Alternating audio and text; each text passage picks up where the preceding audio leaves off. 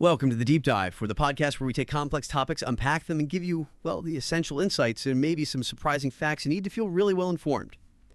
Today, we're plunging into one of history's truly pivotal conflicts, the Peloponnesian War. This was a monumental struggle for hegemony, basically, dominant leadership of the ancient Greek world. And we've got a fascinating stack of material here. Everything from a Wikipedia overview, which is always a good starting point, right, to the really rigorous historical accounts by Thucydides and Xenophon, and even biographies from Plutarch. So our mission today is to distill the most critical insights, the key takeaways, maybe some surprising facts from these sources, giving you a shortcut to understanding this real pivotal conflict in ancient Greece. And this isn't just about ancient battles and spears. It's a story of shifting power, human ambition, lots of that, and the radical transformation, really, of an entire civilization. Absolutely. And this war, fought mainly between Athens and Sparta and, their allies, lasted from 431 to 404 BC. That's 27 years. A whole generation, really. It ended with a victory for the Peloponnesian League, that's Sparta's side, and it ushered in a period of Spartan dominance. But it was more than just a change of guard. It marked the dramatic end to the 5th century BC and what a lot of historians call the Golden Age of Greece. Okay, so before we dive into the chronology, the dates and battles, let's unpack the big picture. What was the huge takeaway? How did this conflict fundamentally reshape the ancient Greek world beyond just, who is top dog? Well, what's fascinating here, and our sources really emphasize this, is how fundamentally it changed everything. It wasn't just a political shift from Athenian to Spartan dominance. The economic costs were immense, felt right across Greece. Think about it like this. Poverty became widespread, especially in the Peloponnese. And Athens, even though it recovered later, it never really got back to its pre-war level of prosperity. This wasn't just losing money. It created, a whole generation kind of disillusioned by decades of war, made them vulnerable perhaps to populist leaders, and it really altered the social fabric, setting the stage for future instability. Right. And it wasn't just the economy or politics, was it? Yeah. You mentioned warfare itself changed. Oh, massively. Before this, Greek warfare could be, almost formalized, limited, ritualized clashes between citizen armies, hoplites on a set field, rules sort of understood. But the Peloponnesian War, it just escalated, became this all-out struggle between city-states. We see mass atrocities, the devastation of huge areas of countryside, whole cities just destroyed. You see religious and cultural taboos being shattered. Think of the Melos situation, enslaving everyone, sacrilege even. Tactics that earlier generations who saw war maybe more as a contest of honor would have found unthinkable. It really foreshadowed, I think, the idea of total war. So what set these two titans, Athens and Sparta, against each other? Yep. Our sources point to that almost 50-year period before the war, the Pentecontasia, the 50 years, as being absolutely key. A powder keg, you called it? Yeah, exactly. And if we connect this back, the root cause, Thucydides famously summarized it, the growth of the power of Athens and the alarm which this inspired in Lacedaemon that Sparta made war inevitable. Just start Athens' Delian League. It started as this defensive alliance against Persia, right? But it gradually became an Athenian empire. They started dominating other city-states, demanding tribute. And that tribute, it funded their incredibly powerful navy and massive public works projects, the Parthenon, for example. Now, this caused huge resentment among allies, obviously, but crucially, deep alarm in Sparta. Sparta was the traditional land power, and they saw Athens' naval and economic muscle as, an existential threat. And even before the full-blown war started, you can see these friction points building up, can't you? After the Persian Wars, around 480 BC, Sparta tried to get Athens not to rebuild its long walls. That's right. And Athens basically said no thanks, showing its independence. Yeah. And our sources say Sparta secretly felt aggrieved. They saw Athens becoming this powerful, less controllable rival. A clear sign of the growing mistrust. And then there was the Helot revolt in Sparta, around 465 BC? The Helots being their enslaved population. Athens actually sent help, right? A big force of hoplites. They did, yeah. About 4,000 hoplites. But the Spartans got nervous, maybe worried the Athenians would spread democratic ideas or even switch sides, so they just dismissed them, sent them home. Wow. That must have gone down well in Athens. Not at all. The Athenians were deeply offended. They publicly renounced their alliance with Sparta. And later, they even settled those same rebellious Helots they were supposed to help suppress at Naupactos, a really strategic spot, giving Athens a naval base right near the Peloponnese. Okay, so that dismissal really backfired on Sparta, and this all led into the the First Peloponnesian War, the sort of warm-up act. You'd call it that. Started around 459 BC, lasted about 15 years. Athens actually did pretty well initially, gained control of Megara, that vital land route, and Boeotia for a time. Showed they could project power on land too. It ended with the 30 Years' Peace in 4465 BC. That treaty tried to calm things down, basically recognizing that both sides had their own alliance systems. But, well, it was a very fragile peace. Fragile indeed. So what were the signs? What were those specific resentments or, I don't know, strategic blunders that pushed them back towards full-scale war so quickly? Well, the first major crack was probably the Samos revolt in 440 BC. Samos was a powerful Athenian ally. They rebelled, even got some Persian support. Sparta thought about stepping in. Right. But Corinth, Sparta's a big naval ally, they were actually against it. Maybe they didn't see a direct threat, or perhaps they were wary of Athenian sea power. So war was dodged that time. But the fuse was relit soon after. Yeah, with a conflict between Corinth and its colony, Corcyra was a major sea power itself, not in either league initially. Athens made a defensive alliance with Corcyra, and Athenian ships ended up playing a key role at the Battle of Sabota, stopping the Corinthians from taking Corcyra. Technically, they were only supposed to engage if Corcyra was invaded, but, well, they got involved. Definitely pushed the boundaries of the peace treaty. Okay, so Athens is poking Corinth, a major Spartan ally. What else? Then Athens told Potidaea, which was an Athenian tributary ally, but also technically a Corinthian colony, to tear down its walls and kick out the Corinthian officials. Ouch. Yeah. Corinth was furious. They encouraged Potidaea to revolt and even sent troops unofficially to help them. That was a clear violation of the peace. And wasn't there something about trade sanctions? The Megarian decree? Ah, yes, the Megarian decree. Around 4332 BC, Athens slapped severe trade sanctions on Megara, another Spartan ally situated right next to Athens. Thucydides kind of downplays it, but some modern economic historians argue it was huge. Cutting Megara off from the Athenian Empire's markets, that would have been disastrous for them. A deliberate economic strangulation, potentially. A major contributing cause. So with all these Athenian actions interfering with Corcyra, provoking Potidaea, squeezing Megara, how did Sparta's allies react? They must have put pressure on Sparta, right? Oh, absolutely. You really see the alliance dynamics at play here. At that crucial Spartan assembly in 432 BC, the Corinthians basically tore into Sparta for being too passive. They warned Sparta that if they didn't act, Athens would just keep picking off their allies one by one. Were the Athenians there? They were, uninvited but present. They reminded Sparta of Athens' power, their role in the Persian Wars, and urged them to use the arbitration clause in the peace treaty. But it didn't work. No. King Archidamus, Sparta's king, actually argued against war. He was cautious. But the Ephor, one of the powerful magistrates, a guy named Sthenelaitis, he was very hawkish. He basically carried the assembly, got them to vote that Athens had broken the peace, and that was it. Essentially, a declaration of war. The die was cast. So war is declared. Phase 1 begins.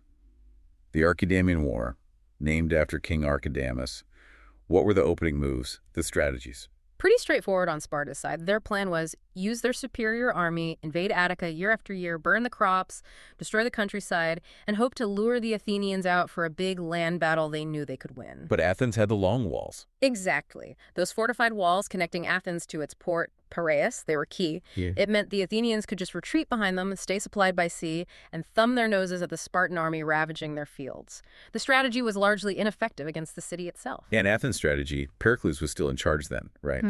Yes, initially. Pericles' strategy was avoid that big land battle at all costs, use Athens' superior navy to raid the Peloponnesian coast, disrupt Spartan allies, keep the sea lanes open, and just wait Sparta out. They won naval battles like at Naupactus. It sounds like a potentially long stalemate, but then something completely unexpected and horrifying happens. The plague. 430 BC. Yeah, the plague of Athens, just devastating. It ripped through the overcrowded city, remember? Everyone from Attica was crammed behind the walls. Estimates vary, but it killed maybe a third, maybe even up to two-thirds of the population. Unbelievable numbers. Over 30,000 citizens, sailors, soldiers, and crucially, Pericles himself and his sons. Gone. Imagine the psychological blow. Your leader, the architect of the strategy, dead. Manpower gutted. Morale shattered. The fear was so intense that even the Spartans temporarily stopped invading Attica. Their troops refused to go near the city. It was just a brutal, unpredictable blow. And after Pericles died, the leadership in Athens changed, didn't it? More aggressive figures came to the fore, like Cleon. and the general Demosthenes. That's right, a real shift from Pericles' caution. You see guys like Cleon, more of a populist, maybe a demagogue, and clever generals like Demosthenes pushing for bolder moves. And this period really shows how leadership and, well, sheer luck can change things. Demosthenes had this brilliant idea at Pylos in 425 BC. He managed to trap several hundred Spartan hoplites on this tiny island called Sphacteria, just off the coast. Trap Spartans. That sounds unusual. Highly unusual. Spartans were culturally conditioned to fight to the death, never surrender. Then Cleon, who had zero military experience, basically boasts in the Athenian assembly that he can go and capture them. And did he? Amazingly, yes. He goes, works with Demosthenes, and forces about 300 Spartan hoplites to surrender. It was absolutely shocking across Greece, shattered Sparta's image of invincibility, and suddenly Athens had these incredibly valuable hostages, huge leverage. But while Athens had that success, Sparta had its own coup with Brasidas up north, right? Capturing Amphipolis. Yes, Brasidas was a very capable Spartan general. He led this daring march through Greece and managed to capture Amphipolis.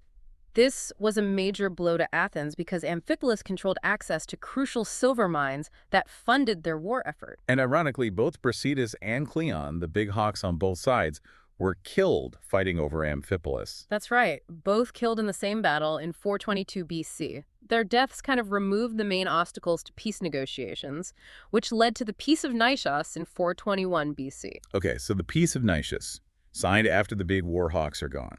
But you said earlier this wasn't really peace, more like a Cold War phase. Exactly. It officially lasted about 6 years, but Thucydides calls it a time of constant skirmishes and proxy battles. It was very unstable. Sparta's own allies started getting restless. Argos, a traditional rival of Sparta in the Peloponnese, started putting together a democratic coalition, and Athens actually backed them. So proxy conflicts erupting again. Led to the biggest land battle of the entire war within Greece itself, the Battle of Mantinea in 418 BC. Sparta faced this coalition led by Argos and Athens. It was touch and go for Sparta, but their elite troops pulled off a complete victory. Thucydides says it pulled Sparta back from the brink of utter defeat and basically reasserted their dominance in the Peloponnese, at least for a while. And during this supposed peace, this uneasy truce, we get the incident at Melos, which is just chilling. It really is. It highlights the brutality the war had descended into.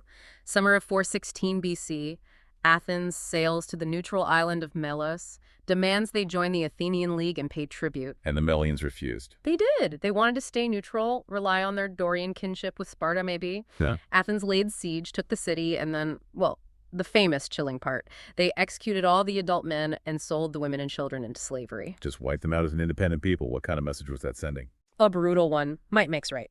It was a cold, calculated demonstration of Athenian power and ruthlessness. A warning to anyone else thinking of defying Athens.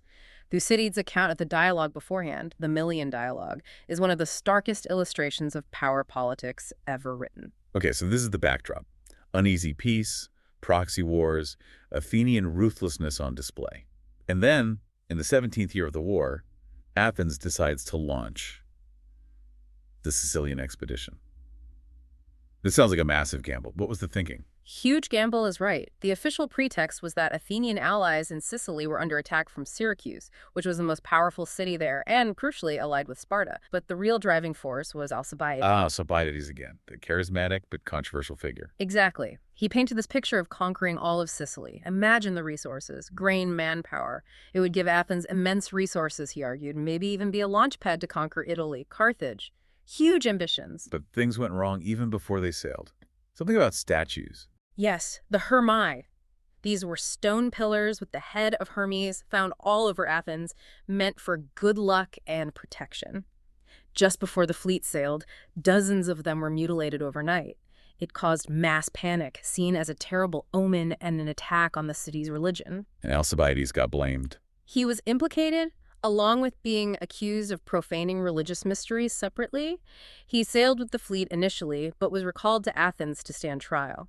Fearing he wouldn't get a fair trial, or maybe knowing he was guilty of something, he didn't go back. Instead, he defected to Sparta. Wow. The main champion of the expedition defects to the enemy.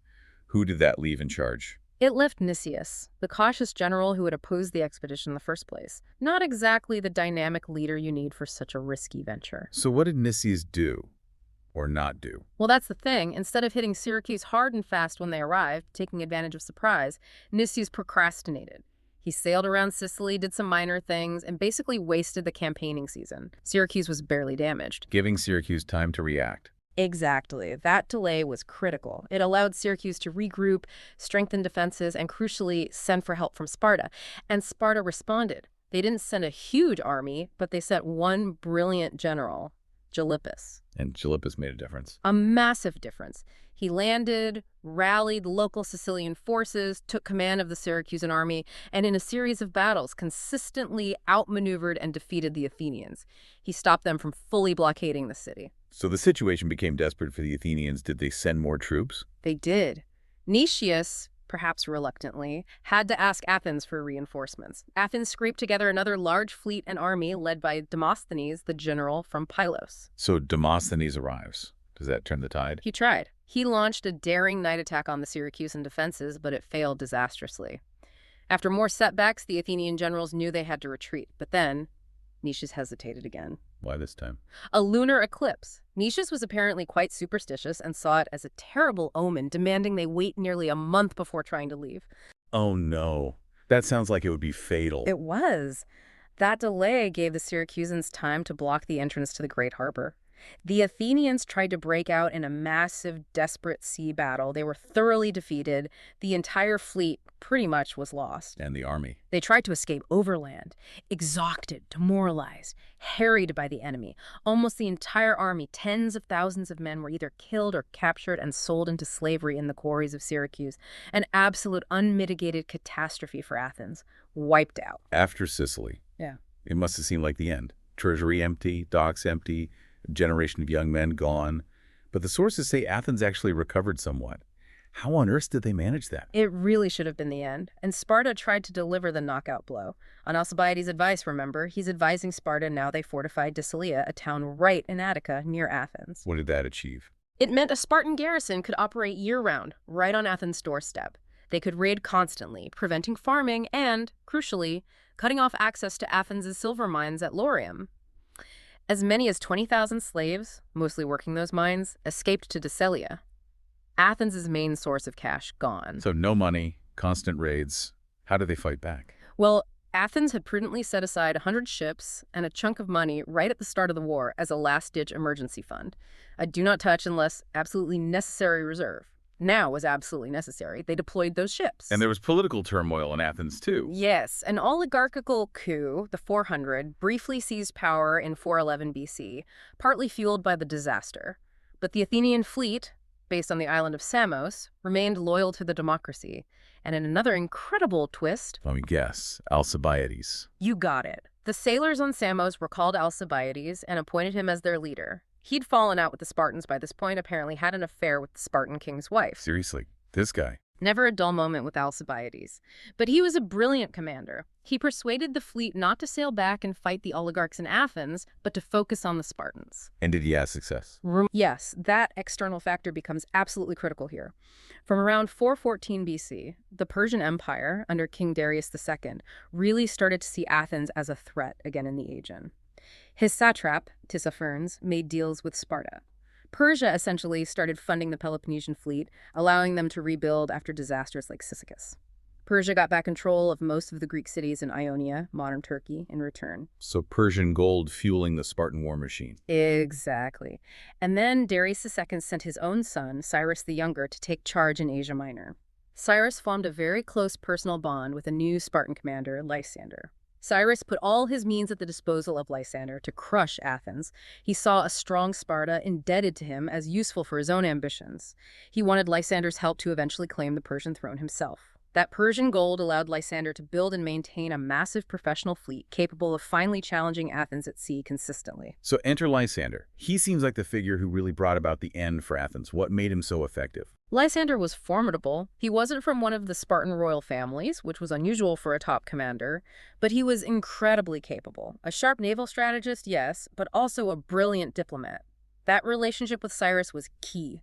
It guaranteed the money and resources Sparta needed. And what happened to Alcibiades after his comeback? His luck ran out. He was blamed, perhaps unfairly, for a minor defeat suffered by one of his subordinates at the Battle of Notium in 406 BC while he was away raising funds. His enemies in Athens seized the chance, and he was removed from command, went into exile again. And his end. Assassinated a couple of years later in Phrygia, likely by Persian agents, possibly, maybe even probably, at the instigation of Lysander or Cyrus. A dramatic end for a dramatic figure. So with Alcibiades gone, Lysander has his chance.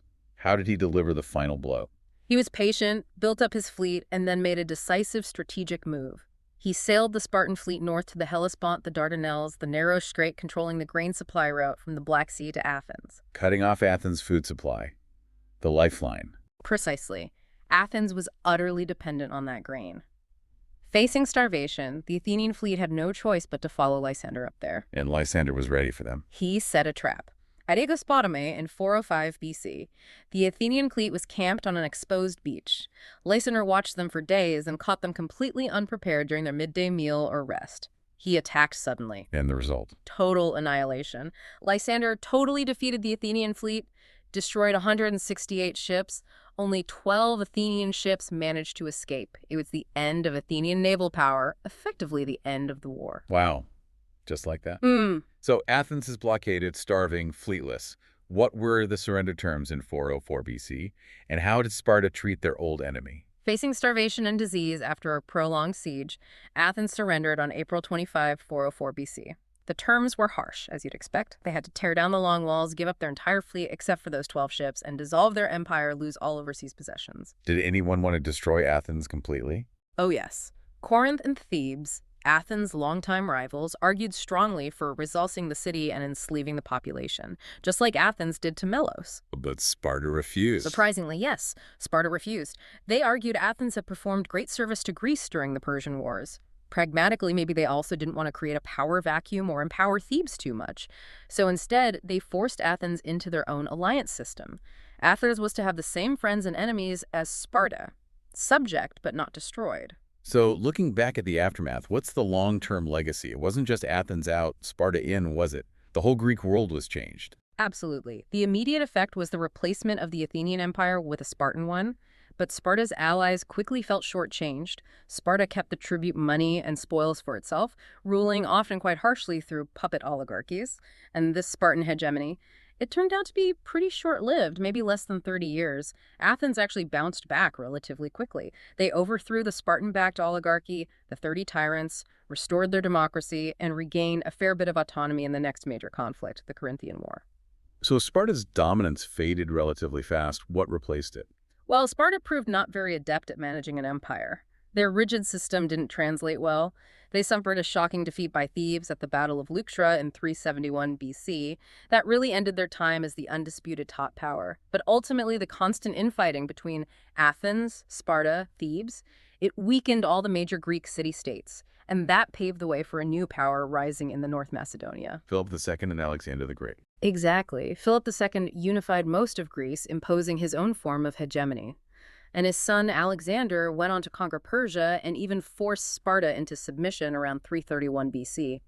The era defined by the Athens-Sparta rivalry was well and truly over. And just as a final, slightly quirky note, from the sources, modern Athens and Sparta actually signed a symbolic peace treaty. They did. March 12, 1996, the mayors got together. Took them only 2,500 years or so to officially bury the hatchet after the war ended.